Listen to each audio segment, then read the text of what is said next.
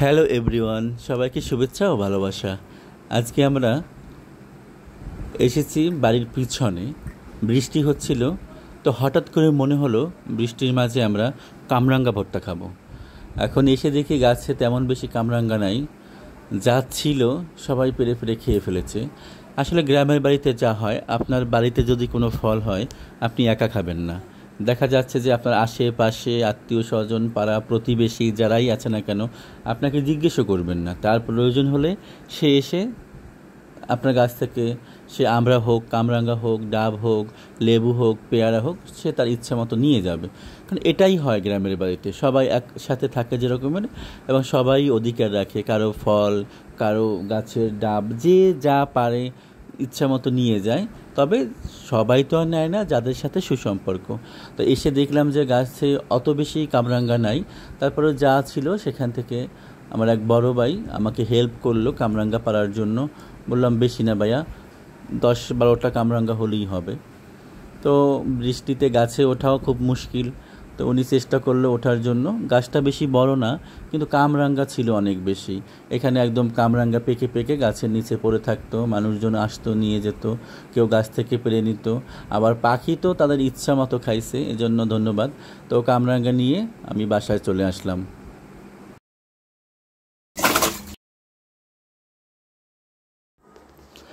বাসায় এসে কামরাঙ্গাগুলো আমি পানি দিয়ে ভালো করে ওয়াশ করে নিচ্ছি।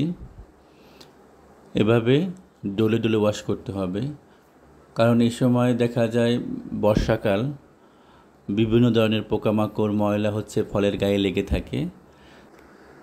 ওয়াশ করা হয়ে গেলে আমি এগুলোকে ভালো করে কুচি কুচি করে নেব। এখন আমি একটা বলের ভিতরে কুচি করা কামরাঙ্গাগুলো নিয়েছি, সাথে কয়েকটা শুকনো মরিচ তেলে ভেজে নিয়েছি, সামান্য পরিমাণে লবণ দিয়েছি। লবণ দিয়ে মরিচটাকে ভালো করে মিক্স করে দিচ্ছি, লবণের সাথে চিনি দিয়ে দিচ্ছি পরিমাণ মতো। এখানে যদি মিষ্টি বেশি খেতে চান তাহলে চিনির পরিমাণটা বাড়িয়ে দেবেন, আর মিষ্টি কম খেতে চাইলে চিনির পরিমাণটা কম হবে। আমি এখানে মিডিয়াম পরিমাণে নিয়েছি, যেন বেশি মিষ্টিও না হয়, আবার বেশি টকটা যেন মুখে না লাগে। এবার সরিষার তেল দিয়েছি, দিয়ে ভালো করে এখন আবার মেখে নেব। হাত দিয়ে মেখে নিচ্ছি। মাখানো শেষের দিকে একটু তো প্রেশার করতে হবে, হাত দিয়ে চাপ দিতে হবে। একটু জোরে প্রেশার দিয়ে মিক্স করলে মশলাটা ভালো করে ঢুকবে। বিসমিল্লাহ।